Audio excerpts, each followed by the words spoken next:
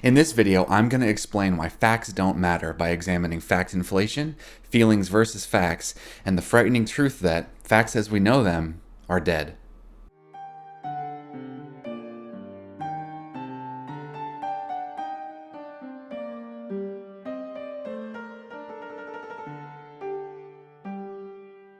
Hey guys, this is SC Nielsen, providing you the tools that you need to read, write, and think story. And today, we're talking about the fact that facts are dead. A little bit of irony there. But I know that this title this topic is kind of clickbaity. It's something that kind of catches attention, doesn't really make much sense. And so, let me explain. So let's start with fact inflation. This is a term that I probably haven't coined, but it's something that I'm just using. I haven't really seen it anywhere else, but I'm sure people are talking about it. But it's this idea that the amount of data that we have access to is dramatically increased. There's so much data that we have access to that the value of any individual piece of hard information, fact, is losing its relative value. And we can see this in money. That's why I'm calling it fact inflation. Every dollar that every person has, in the United States and abroad or whatever, is like a piece of a balloon. And as more money is printed, your piece of the balloon that you're holding expands with it. And so you can have $1 million in the bank, and however many years later, and over time, it's a 3% compounding interest on inflation on your money. So just a fun fact there. But over time, that $1 million is going to lose what's called purchasing power, which is just its value. And so the purchasing power, the value of facts is at an all-time low. And so what does that really mean to us in our daily lives? Well, what it really means is that when someone comes to you with facts about, let's just say diet right now, right? Someone is vegan, right? And they say, look at these facts, right? Look at this study, look at this, this anecdote, this person goes vegan and it solves this problem, that problem, and whatever, right? And they have all of these facts and this information that they're presenting you. Well, there are these other people on the completely opposite side of the spectrum they call themselves carnivore, and they eat only animal products, and that is exclusive to their diet. So, right, so they're on the opposite end of the spectrum, and yet they have just as many facts, studies, doctors, anecdotes of people who have healed themselves with their diet. And so, this would be fine if it was just one sector of things, right? But instead, we have this continual bombardment of everything. Everything has its own set of facts. Everything has this whole wealth of information that really hasn't been available as it is now, in the past, which has kind of prevented this problem. And so when you come to someone and let's say you're trying to change their mind for whatever reason, you're presented with the problem that on a day-to-day basis, they're bombarded with, thousands of pieces of information, facts, as we might call them. And this is not even to get into the problem of true and false, facts that pass themselves off as, true pieces of information, but are really just, false information. And I think this does get into the idea of fake news. I think that the whole fake news meme was a symptom or a piece of reality that we saw this problem that we're describing here on this channel, come into the mainstream, come into the world. So that's fact inflation. Now let's move on to facts don't care about your feelings. Feelings don't care about your facts. So I didn't want to put this in the title, didn't want to get shadow banned or whatever. Maybe I should have, or maybe I will. I don't know. But there was that famous, again, meme, right? And I'm using meme not as like colloquially. I'm going to say that word so many times on this channel, so I need to get it right. It's colloquially. But like, we have this set of vocabulary that we use in common language and common interchange that develop these special meanings. And so meme has this kind of colloquial, there it is, use, which kind of entails like a joke, right? If something's a meme, that means it's a joke. But I'm referring to meme more along the lines of it being the smallest unit of idea that can be exchanged. So, facts don't care about your feelings became a meme, if you didn't know, that made the rounds, whatever.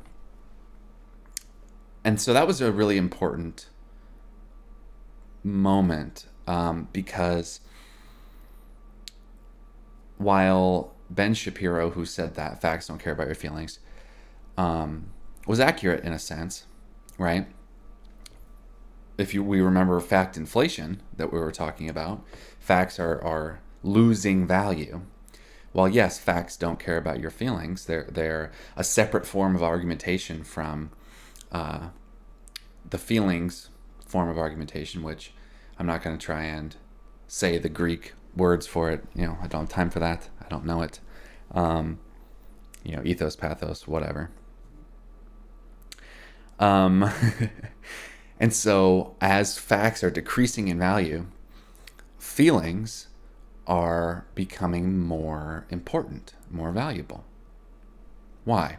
Because in a world of infinite facts, we have to dial our decision making back, let's say, deeper, right? We have our logical, let's say, brain, spirit that we would ideally like to use to guide all of our decisions, but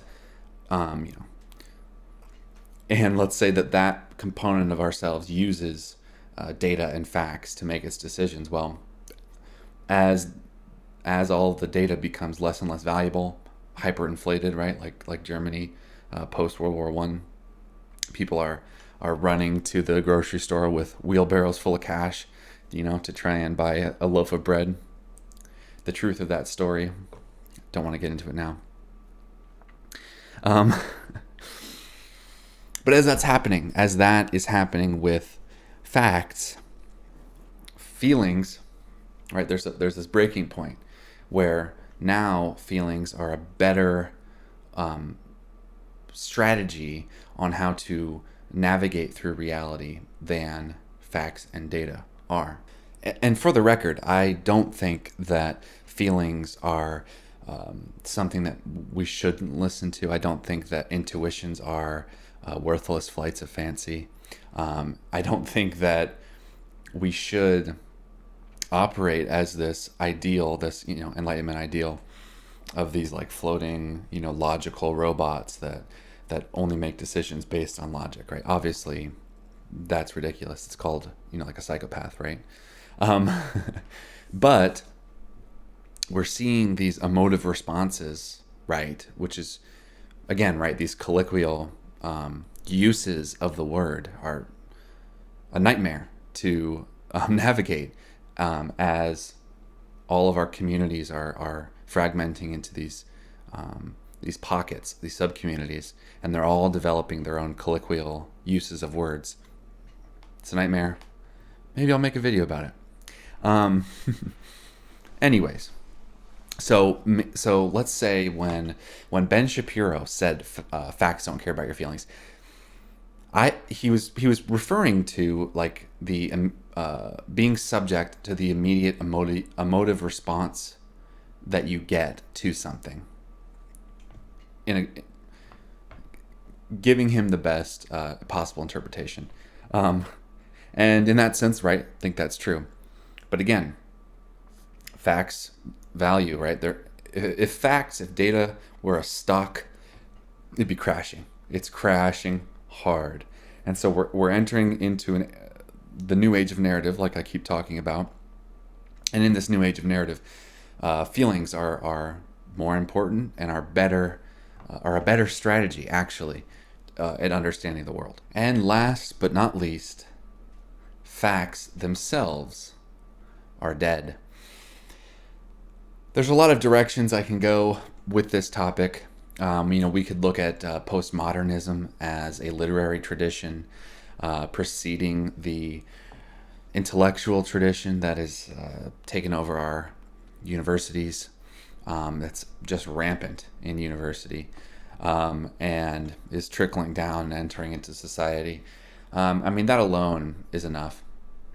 But I think we can go a little deeper on this channel here and talk about how the whole notion of objective truth died at the beginning of the Enlightenment, where, as Nietzsche said, right, God is dead. And when God died, when the Enlightenment philosophe killed God and returned us to this age of reason, they killed objective truth. And it's taken 500 years for the ramifications of that reality to sink in and start to affect our daily lives. Because truth as an ideal, as a concept, in other words, like objective reality is completely out of our perception. We cannot perceive reality for a variety of reasons. If you ask yourself, what would we have to be? Like, what powers would we have to be in order to perceive the world as it is, absent of all illusions or delusions that we may have? Right? So, I can't perceive. So, in other words, my perception is confined to where I am right now. It's spatially confined.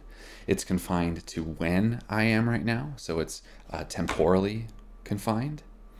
And it is limited to my humanness, let's say, right? So it's confined to my being, okay?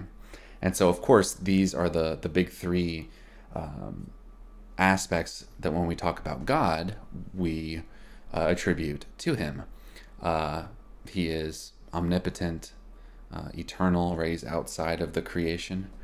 And he is, what's the other one? Omnipresent, right?